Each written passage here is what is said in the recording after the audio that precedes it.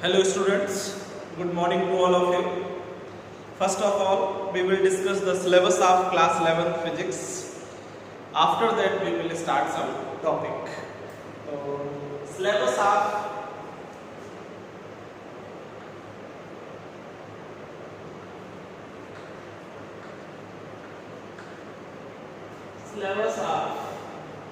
class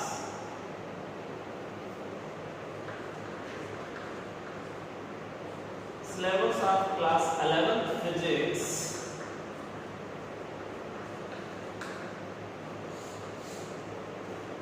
syllabus of class physics में सब 10 units हैं, है ना। तो यूनिट 1 है यूनिट फर्स्ट यूनिट का नाम है physical words and measurement. Physical word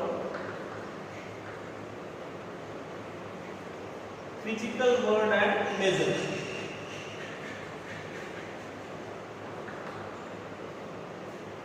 first unit में 2 बेसिक चैप्टर्स है आपके पास, चैप्टर 1 एंड चैप्टर 2। तो चैप्टर 1 जो है, चैप्टर 1 नाम है फिजिकल वर्ड। फिजिकल वर्ड, ठीक है, एक दिन का छोटा सा टॉपिक है ना। थ्योरेटिकल चैप्टर है पूरा। इसमें साइंटिस्ट के ब्रीफ नॉलेज दिया गया। साइंटिस्ट जैसे आइंस्टीन है ना, न्यूटन है ना, आइंस्टीन, उन्होंने जो है क्या क्या डिस्कवर किया, किसने, ये बेसिक पॉइंट्स हैं। Definition of science, physics, scope and excitement of physics, fundamental laws, ये बेसिक थ्योरेटिकल चैप्टर है, छोटा सा एक दिन का। तो फिजिकल वर्ड सेकेंड चैप्टर इसमें आता है इसी यूनिट में। चैप्टर 2 जो है, chapter 2 units and measurement. Units and measurement, units and measurement इस यूनिट का जो चैप्टर है, ये इंपॉर्टेंट चैप्टर है। ये आपके यूनिट टेस्ट में भी आएगा और ये नीट में भी आता है। इसमें से एक या दो क्वेश्चन श्योर आते हैं, जेईई में भी 2 क्वेश्चन आते हैं, है ना। तो ये चैप्टर काफी इंपॉर्टेंट है आपके पास। कौन सा? Units and measurement. यही हम लोग पहले पढ़ेंगे, है ना। और फिर यूनिट 2 जो है, यूनिट सेकेंड जो है, सेकेंड यूनिट इस काइनेमेटिक्स। काइनेमेटिक्स में हम लोग स्टडी ऑफ मोशन करते हैं विदाउट रिगार्डिंग इट्स रीजन।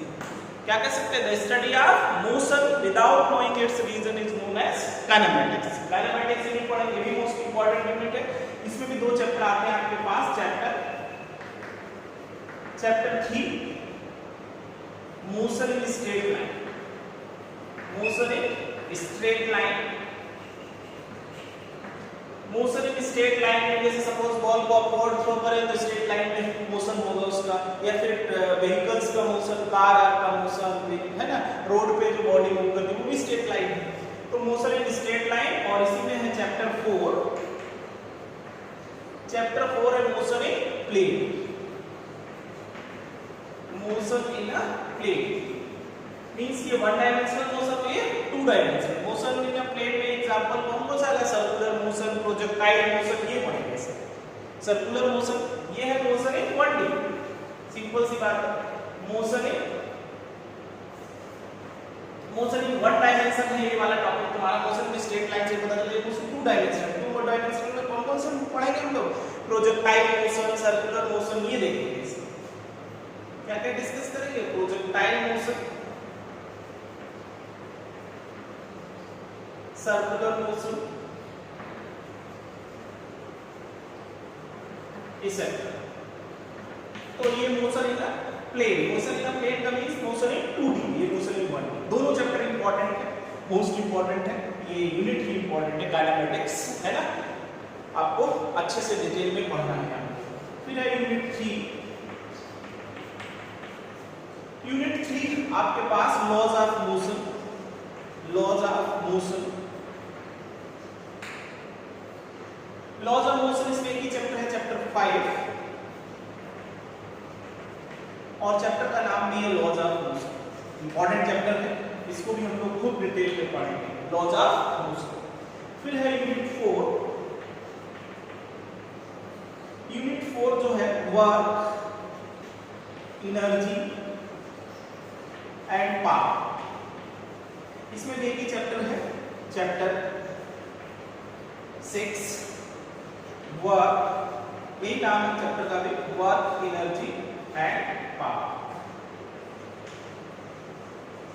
ठीक है बेटा, फिर जो यूनिट 5th है आपके पास, 5th यूनिट है वो है motion of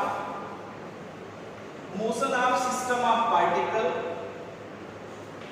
motion of system of particles and rigid bodies, है ना। इसमें जो चैप्टर आपके पास 7 है, चैप्टर 7, ठीक है, चैप्टर का नाम है क्या, system of particles and rotational motion, system of particles and rotational motion.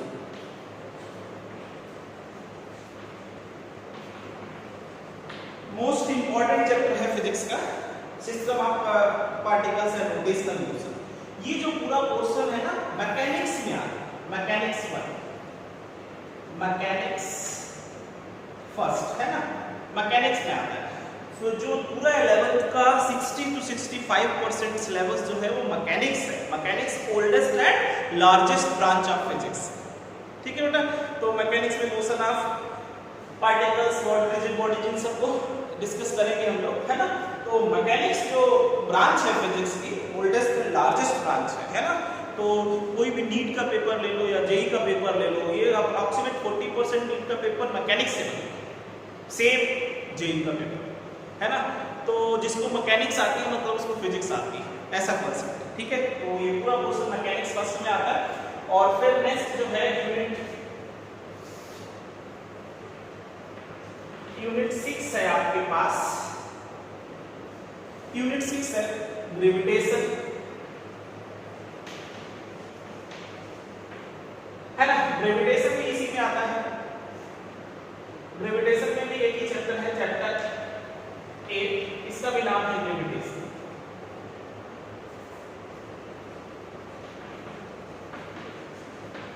ठीक है बेटा, फिर है यूनिट 7th यूनिट है properties of bulk matter, properties of bulk matter. Properties of bulk matter में जो है 3 चैप्टर्स हैं, chapter 9 mechanical properties of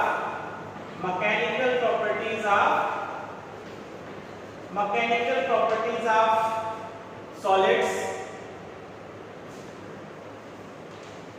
mechanical properties of solids. Chapter 10 है मैकेनिकल प्रॉपर्टीज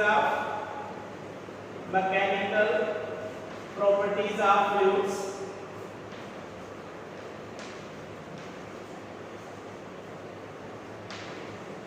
और नेक्स्ट है इसमें chapter 11 thermal properties of matter, thermal properties of matter, ठीक है बेटा। तो ऐसा है। फिर आपके पास है चैप्टर यूनिट 9 है, यूनिट 9 है behaviour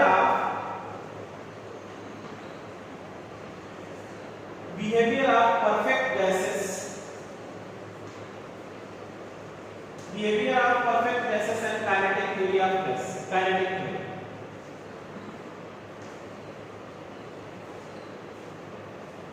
behaviour of perfect gases and kinetic theory, है ना। इसमें भी एक ही चैप्टर है आपके पास, चैप्टर छोटा सा ही चैप्टर है, chapter 12 kinetic theory of gases, kinetic theory, है ना। फिर बेटा जो नेक्स्ट यूनिट है, लास्ट यूनिट है देखा जाए तो इन यूनिट जो है 7 था, यूनिट 8 है, ये यूनिट 8 है बेटा, ध्यान रखिए। ये यूनिट 9, यूनिट 9 में जो है आपके पास था थर्मोडायनामिक्स,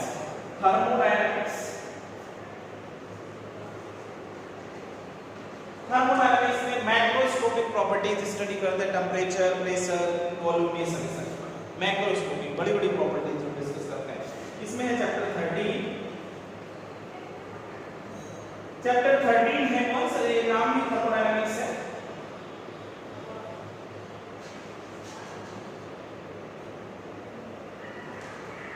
और फिर आपके पास है unit last, unit 10, oscillations and waves. Oscillation and waves. तो इसमें बेटा आपके पास दो चैप्टर हैं, chapter 40 oscillations and chapter 50 waves, ऐसा है। ठीक है, तो ये पूरा सिलेबस है आपके पास। ठीक है, फर्स्ट यूनिट है फिजिकल वर्ड एंड मेजरमेंट, दो चैप्टर है। चैप्टर 1 बहुत छोटा, एक लाइट का एक मतलब एक लेक्चर का एक चैप्टर है, थ्योरेटिकल है पूरा, कोई न्यूमेरिकल नहीं है। ये यहाँ से इंपॉर्टेंट स्टार्ट हुआ, ये मोस्ट इंपॉर्टेंट चैप्टर है units and measurement first unit का। फिर ये तो पूरा मोस्ट इंपॉर्टेंट है डायनामिक्स सेकंड यूनिट। ठीक है बेटा, तो फिर ये तो पूरा मैकेनिक्स का पार्ट है, काफी इंपॉर्टेंट है। और ये मैकेनिक्स 1 में, और ये पूरा जो टॉपिक है आपके पास इसमें आता है मैकेनिक्स 2 में।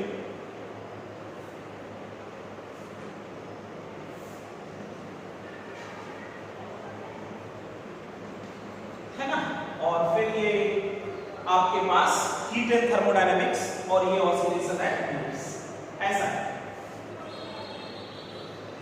तो ये आपके पास 65% तो मैकेनिक्स ही है, 15% और 15% ये दे सकते हो इसमें थर्मोडायनामिक्स और ऑसिलेशन एंड वेव्स। तो इस टाइप से पूरा सिलेबस है आपके पास। अब 11th एंड 12th स्टैंडर्ड में फिजिक्स हम लोग को पढ़ने के लिए एक छोटा सा पॉइंट ध्यान रखो। फर्स्ट चैप्टर हमको स्टार्ट करने से पहले समझना क्या है कि mathematics is the language of physics. Physics पढ़ने के लिए हमको मैथ्स का बेसिक नॉलेज कंपलसरी है, क्योंकि लैंग्वेज है। जब लैंग्वेज आएगी तभी तो हम पेपर जैसे रीड कर सकते हैं। आपको हिंदी या इंग्लिश लैंग्वेज कोई नहीं आती तो आप कैसे पेपर रीड करोगे, है ना। तो वही बात है, फिजिक्स पढ़ने के लिए हम लोग को सबसे पहले बेसिक मैथ्स का नॉलेज होना बहुत जरूरी है। ठीक है, ध्यान रखें कि mathematics is the language of physics. तो पहले हम लोग को बेसिक मैथ्स पढ़ना होगा। ठीक है, तो before starting first chapter we will discuss the basic mathematics for physics. तो आप लोग ये सब पूरा सिलेबस नोट कर लेंगे ताकि आपको याद रहे कि फर्स्ट चैप्टर के बाद कौन सा स्टार्ट होगा, फिर कौन सा स्टार्ट होगा, है ना। तो आपको पता रहेगा कितना सिलेबस कवर हुआ आपका, है ना।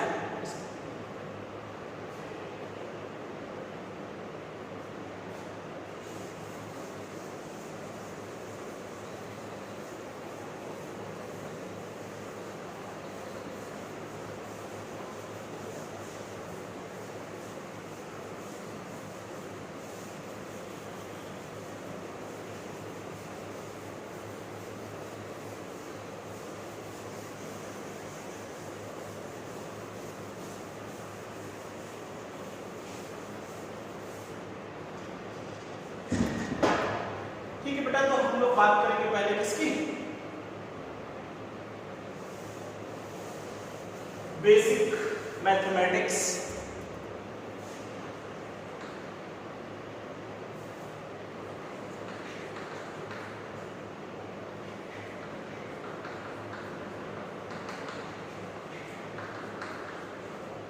Basic mathematics for physics.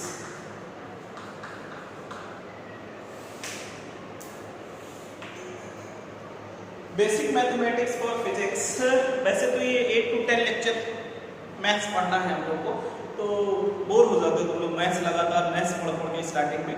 तो हम इसमें मैथ्स बेसिक मैथमेटिक्स में कितने टॉपिक आपको पढ़ने हैं, तो हम लोग ब्रेक कर करके पढ़ लेंगे।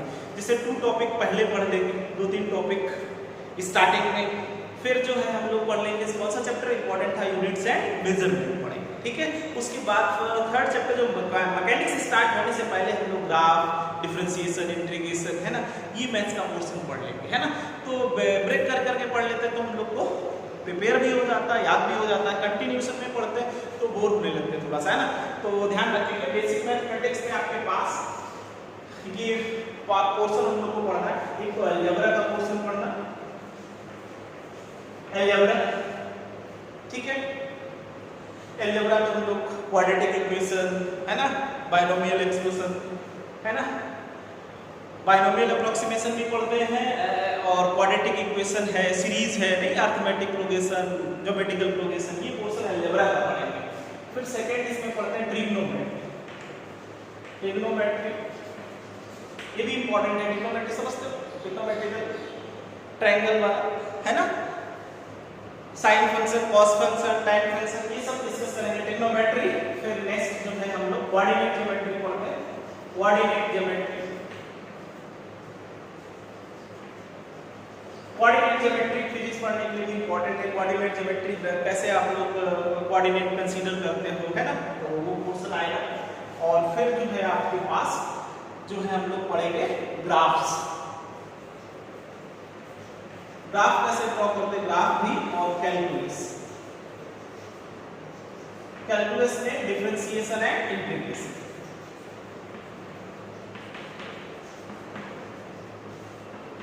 डिफरेंशिएशन एंड इंटीग्रेशन, ये टॉपिक पढ़ेंगे लोग, ठीक है बेटा। और फिर जो है नेक्स्ट टॉपिक है आपके पास वेक्टर। इतना मैथ्स हम लोग को आना चाहिए।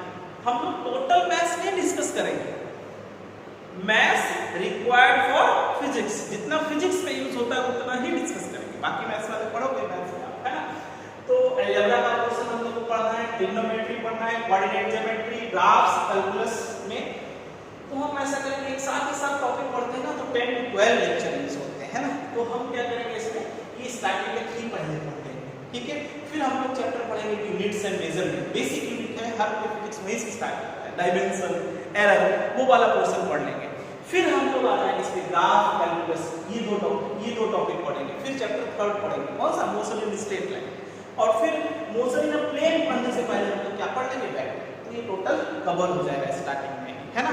तो फर्स्ट हम लोग स्टार्ट करते हैं अलजेब्रा। तो अलजेब्रा में क्वाड्रेटिक इक्वेशन की बात करते हैं आज।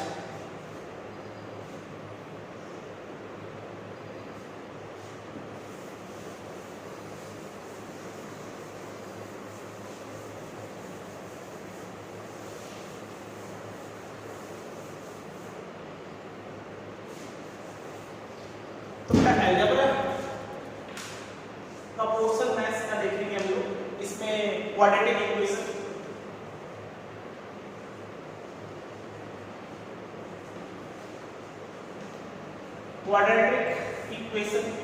क्वाड्रेटिक पे भी आएंगे। पहले तो बात करते हैं इक्वेशन क्या होता है। इक्वेशन कोई क्या है, इक्वेशन का मीन्स होता है रिलेशन। जैसे 3x + 4 = 0, रिलेशन ही तो है। तो इक्वेशन मींस होता क्या होता है, रिलेशन। कोई कम से कम 1 अननोन तो होगा, अननोन, किसी अननोन वैल्यू का रिलेशन, ठीक है, इक्वेशन में।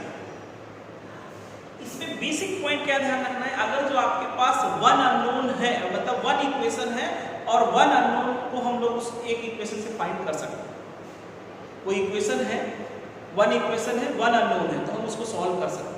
सपोज 2 इक्वेशंस हैं, 2 अननोन है, तो फाइंड कर सकते हैं। 3 इक्वेशंस हैं, 3 अननोन है, फाइंड कर सकते हैं।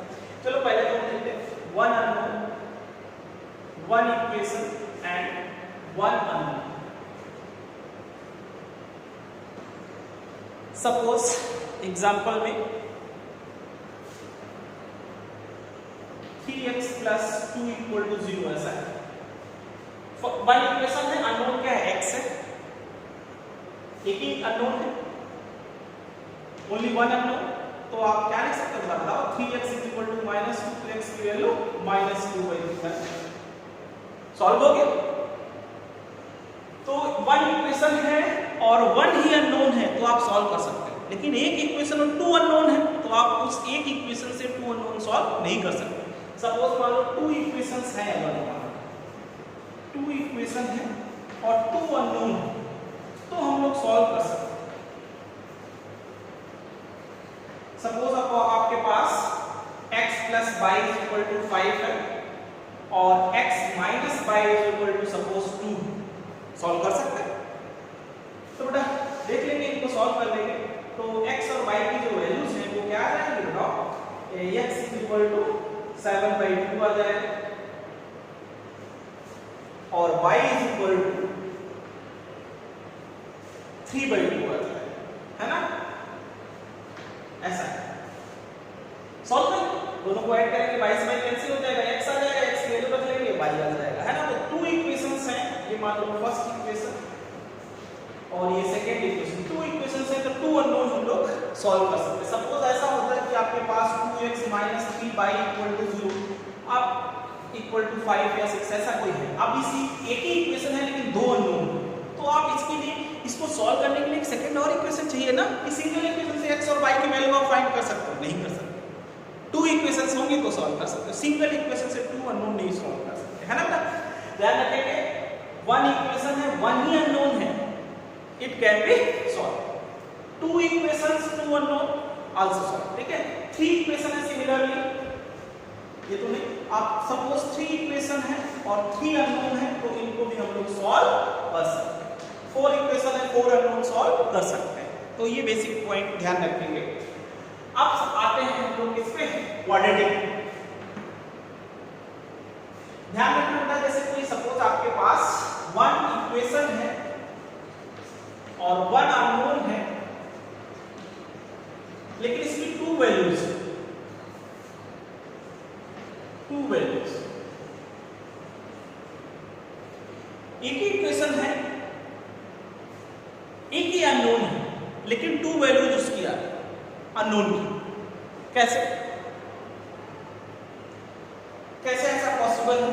तो पॉसिबल है, जैसे सपोज फिजिक्स में हम लोग देखें कैसे क्या यूज करते हैं। जैसे सपोज मान लो सरफेस है,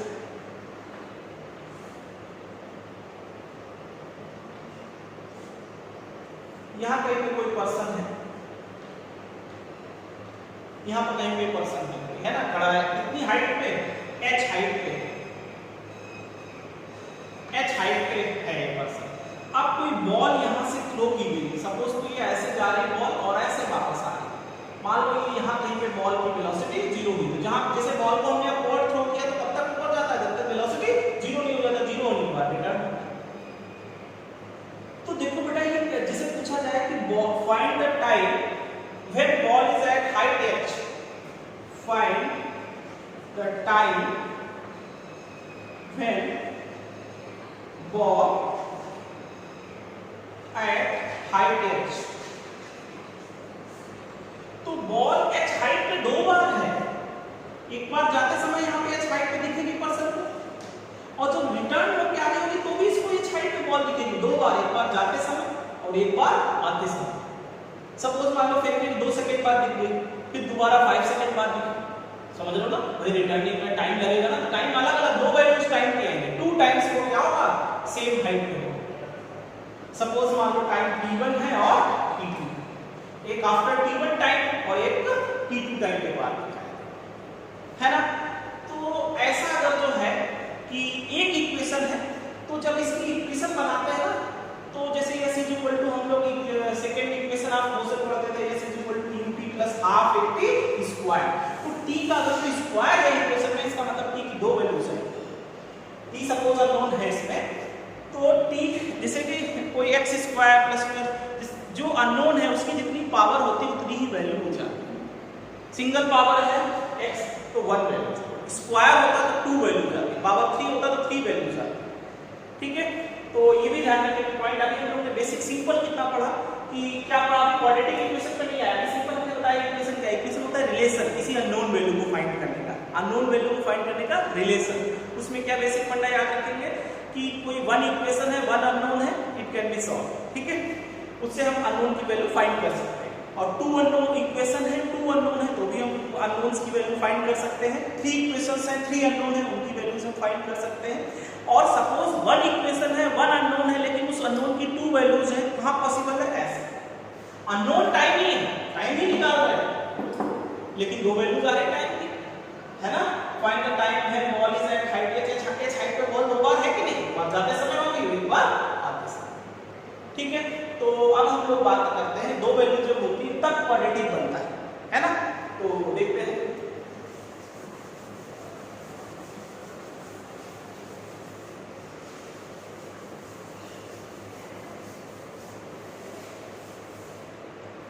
क्वाड्रेटिक इक्वेशन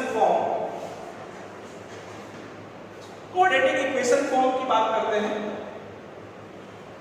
तो बेटा कैसा लिखा होता है ax square plus bx plus c equal to 0। This is the representation of quadratic equation. ऐसे क्यों लिखा होता है? इसमें फर्स्ट पॉइंट क्या ध्यान रखना है क्वाड्रेटिक में, a, b and c are constant. a b c ये कांस्टेंट टर्म है, नंबर होगा। And second point x is unknown,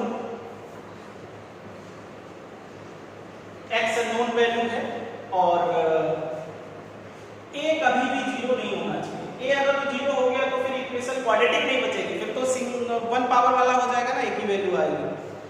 ठीक है बेटा, और क्लियर हो रहा है?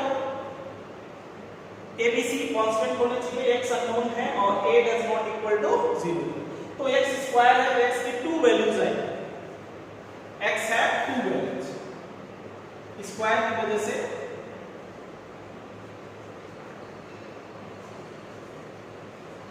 तो सॉल्व किया जाए तो इसको सॉल्व करने का जो फॉर्मूला आता है x की वैल्यू फाइंड करने का, तो वो कितना आता है -b plus minus root of b square minus 4ac/2।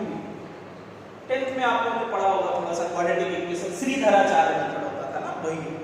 x की वैल्यू फाइंड करने के लिए क्या फॉर्मूला यूज होता है, प्लस रखेंगे तो एक वैल्यू आएगी x1, इसमें दो वैल्यूज आ जाएंगे x1 और x2। इस फॉर्मूले से सपोज आप एक बार प्लस रखोगे x1 माइनस रखोगे x2 तो x स्क्वायर था, समझ लो x स्क्वायर के टर्म में इक्वेशन है तो दो वैल्यूज x के, 3 के क्यूब के टर्म में तो 3 वैल्यूज आएंगे। ऐसा जैसे हमने बताया कि यहाँ पे जो इक्वेशन ऑफ मोशन होता था सेकंड, इसमें t स्क्वायर है तो इसमें टाइम की 2 वैल्यूज आ सकती है। ठीक है,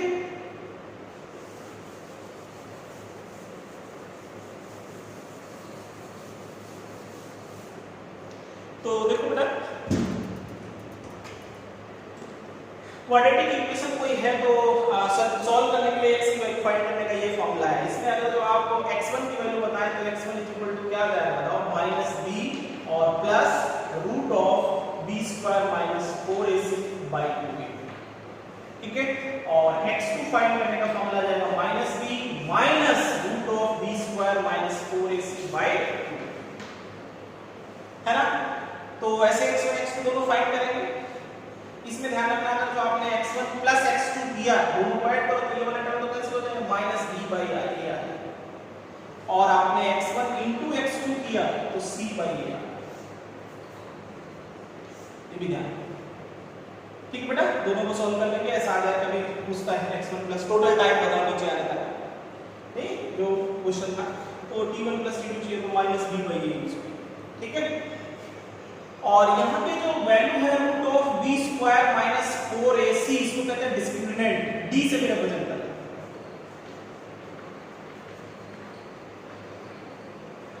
डिस्क्रिमिनेंट अगर जो क्वेश्चंस में if root of b square minus 4ac equal to 0 अगर जो आ जाए कभी क्वेश्चन में, तो x1 x2 दोनों की वैल्यू बराबर होंगी कितनी, -b/2। ठीक है बेटा, if x1 b square minus 4ac does not equal to 0, अगर ये 0 नहीं है तो x1 x2 के बराबर नहीं होंगे, फिर आपको ऐसे इंडिविजुअली सॉल्व करना है ना। तो क्वेश्चन में चेक कर लो कि डिस्क्रिमिनेंट अगर जो 0 है तो फिर अलग अलग सॉल्व करने की जरूरत नहीं है, सेम आएंगे। अगर जो डिस्क्रिमिनेंट 0 नहीं है तो अलग अलग वैल्यूज आएंगे। एग्जांपल लेते हैं का, सपोज आपके पास 2x square minus 3x plus 1 equal to 0।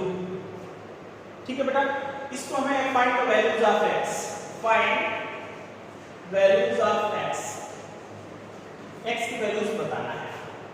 तो इस इक्वेशन को कंपेयर कर लो क्वाड्रेटिक से, ax square plus bx plus c equal to 0। तो बेटा a is equal to 2, b is equal to -3 और c इज इक्वल टू 1। तो सबसे पहले क्या निकालेंगे, discriminant. Root of b square minus 4ac की वैल्यू चेक करो, root of b minus 3 square minus 4 a कितना है 2, c कितना है 1। तो रूट ऑफ 9 माइनस 8, रूट 1 मतलब 1 आ गया। b जीरो नहीं है तो x1 x2 डिफरेंट आएगा। तो सॉल्व कर लेते हैं। x1 कितना आएगा, x2 कितना आएगा। तो x1 कितना था minus B root of plus root of B square minus 4ac/2। तो बेटा माइनस बी कितना है आपके पास माइनस बी, तो प्लस हो जाएगा 3 प्लस 1/2 इंटू 2, तो 4 प्लस 4/4 1 आ गया x, है ना बेटा। सिमिलरली आप x2 फाइंड कर लो। x2 कितना आ जाएगा 3 प्लस माइनस 1/2 इंटू 2, तो 2/4 0.5। तो दो वैल्यूज आ गई 1 और 0.5, है ना। इस टाइप से सॉल्व करेंगे।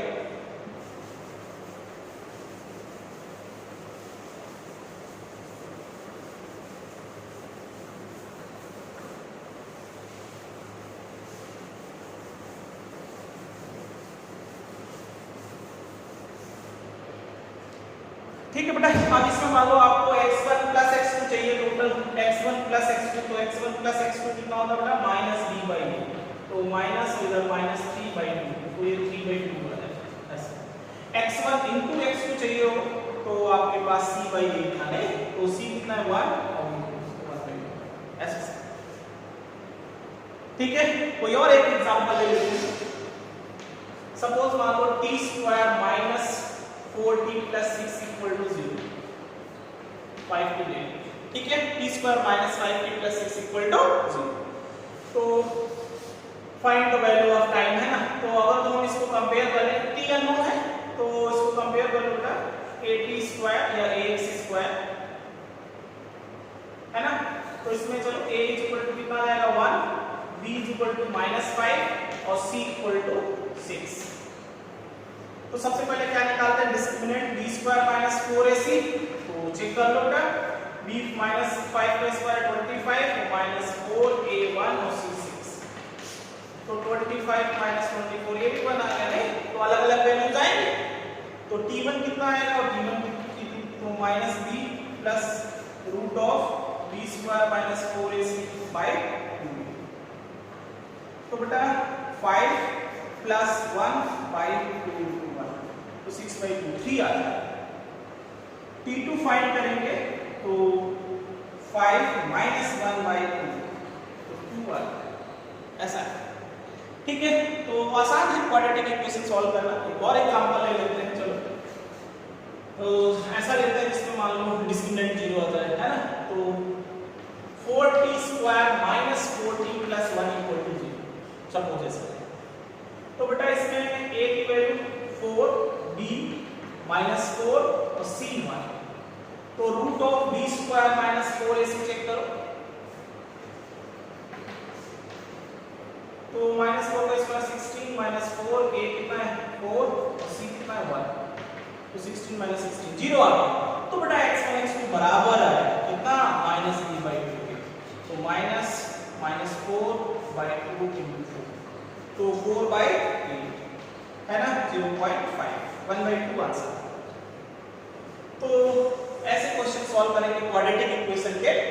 तो आसान है, क्वाड्रेटिक इक्वेशन का कंडीशन ध्यान रखेंगे, है ना। x² में टर्म होता है उसी को क्वाड्रेटिक इक्वेशन कहते हैं। फॉर्म ऑफ क्वाड्रेटिक इक्वेशन क्या था ax² + bx + c = 0, टेंथ में भी पढ़ा होगा। तो इसका भी यूज होता है फिजिक्स में, है ना। कैसे यूज होता है हमने एग्जांपल दिया था। बॉल को अपवर्ड थ्रो किया तो सेम हाइट पे 2 टाइम्स होता है, तो टाइम की 2 वैल्यूज होंगी, तो क्वाड्रेटिक से सॉल्व करें। ठीक है,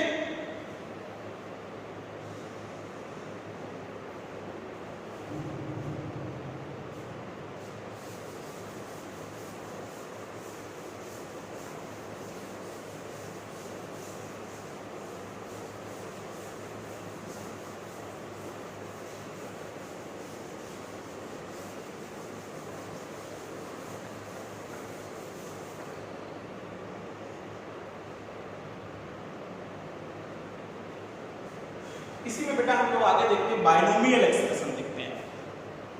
बाइनोमियल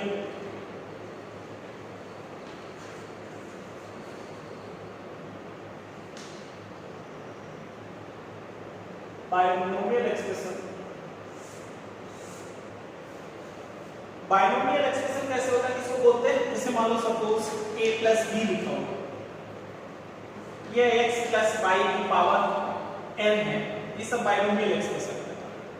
या फिर मान लो 3x माइनस 4y की पावर 7/3, कुछ ऐसा टर्म है, वो भी बाइनोमियल एक्सप्रेशन। सपोज मान लो a square minus b cube,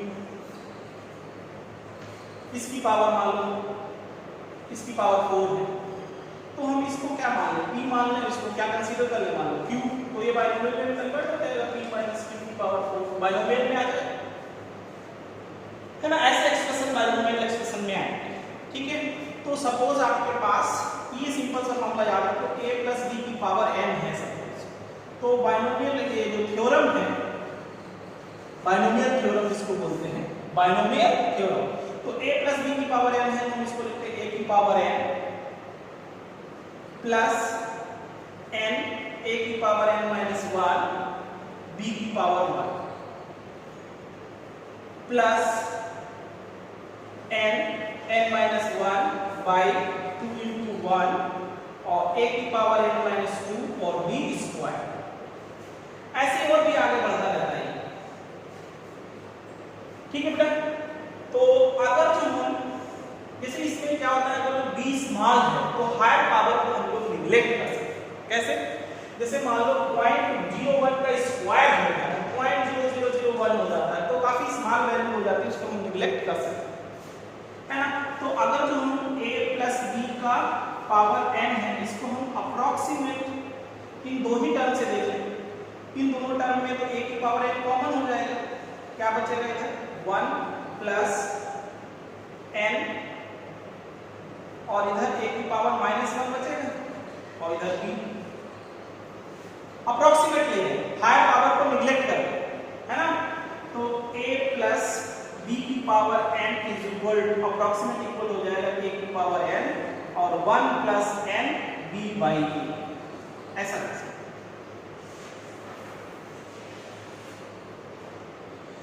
तो बाइनोमियल एक्सप्रेशन जो है आपके पास कहीं पे भी ऐसा मिलता है, तो ध्यान रखेंगे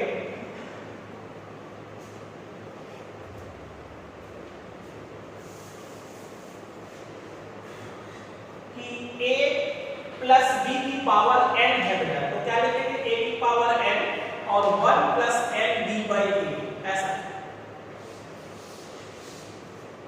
इसको हम ऐसे लिख सकते हैं जैसे 1 प्लस x की पावर n है, तो हम लिख सकते हैं, बताओ इसमें a क्या है 1, तो 1 की पावर कुछ भी करेंगे क्या रहेगा 1 ही रहेगा, और हम इसको 1 प्लस n और x बाई 1, तो कुल मिलाकर के 1 प्लस x की पावर n इसके इक्वल आ जाता है 1 plus nx।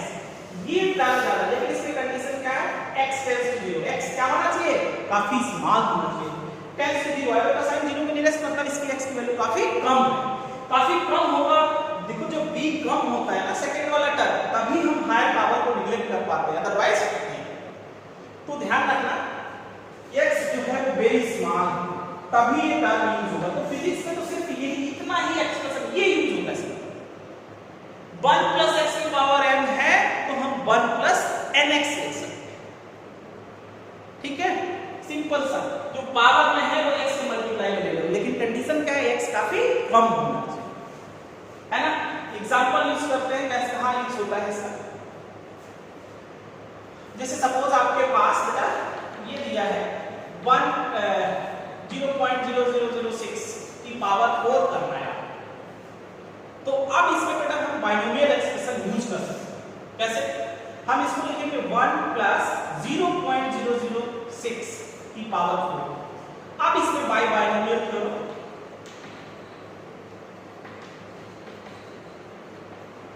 Binomial theorem 1 plus x की पावर n है, तो बेटा क्या लगाएंगे 1 प्लस nx, बाइनोमियल अप्रोक्सीमेशन कहते हैं इसको, क्या बोलते हैं इसको बाइनोमियल अप्रोक्सीमेशन।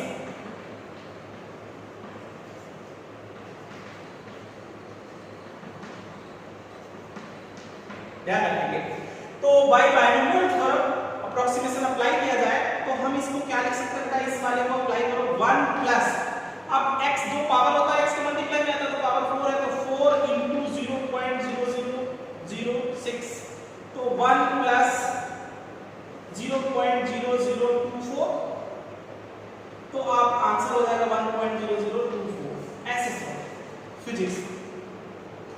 ऐसे कैलकुलेशन इजी करते हैं। एक और न्यूमेरिकल लेते हैं फिजिक्स से रिलेटेड, तो ये सब नोट कर लेते, ध्यान रखें।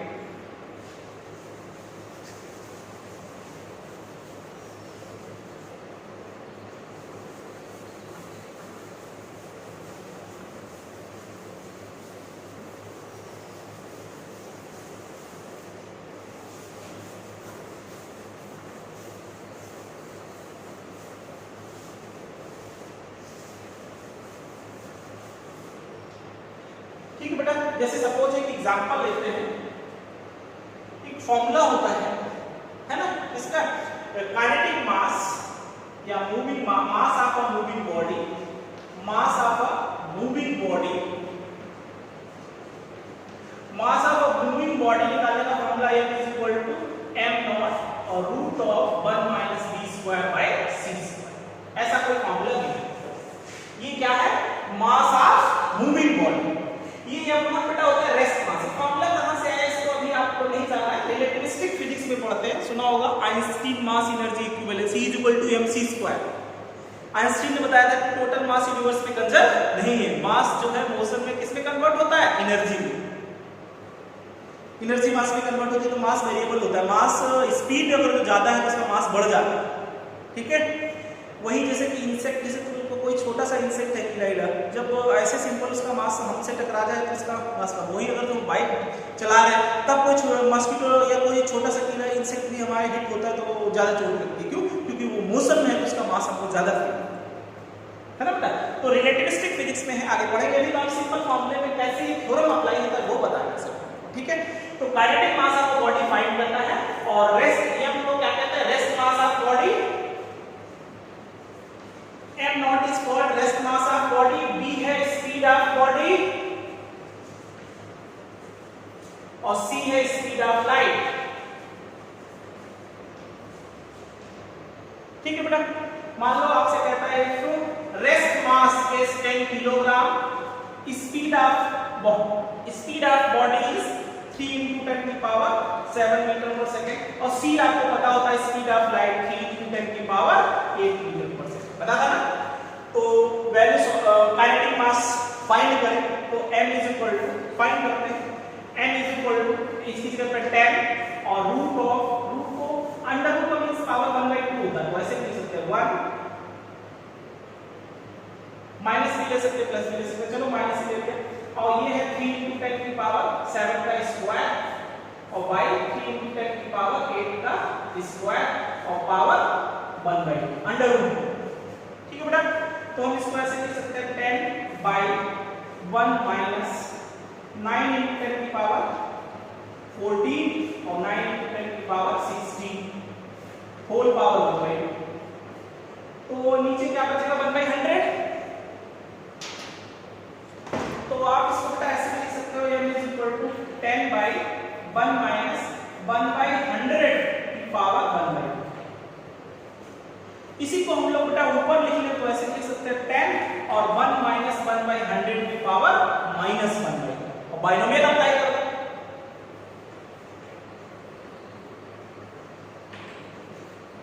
बाइनोमियल थ्योरम लगा देंगे तो 1 प्लस x की पावर n होता है, तो जो पावर में होता है उसको मल्टीप्लाई में आता है, तो m इज इक्वल टू कितना हो जाएगा 10 और 1 कोई माइनस बनाएगा तो प्लस हो जाएगा और 1/200 आ जाएगा कि नहीं। तो m is equal to 10 plus 10/200, तो आपके पास 10 प्लस 0.05, तो आपके पास आंसर 10.05 किलोग्राम काइनेटिक मास आ रहा है। मोशन में है इसलिए मास थोड़ा ज्यादा होगा, स्लाइटली फर्क पड़ता है, बहुत ज्यादा नहीं पड़ता, लेकिन मास टोटल कंजर्व नहीं है। आगे फिजिक्स में हम लोग पढ़ेंगे रिलेटिविस्टिक में। तो कैसे देखो यहाँ पे बाइनोमियल लगे, ऐसे इसका हम तो पावर रूट लेते तो कितना टफ था, बाइनोमियल लग गया तो काफी इजी सॉल्व हो गया, है ना। तो फिजिक्स पढ़ने के लिए हम लोग को मैथ्स थोड़ा पढ़ना ही पड़ता है, ठीक है। बेसिक मैथ्स का नॉलेज बहुत जरूरी है क्योंकि mathematics is the language of physics, ठीक है। तो आज आप लोग पूरा सिलेबस देखेंगे सही से, और क्या डिस्कस हमने 2 टॉपिक डिस्कस किए, क्वाड्रेटिक इक्वेशन उस पे डिस्कशन करेंगे और बाइनोमियल एक्सप्रेशन पे क्वेश्चन, ठीक है। आज के लिए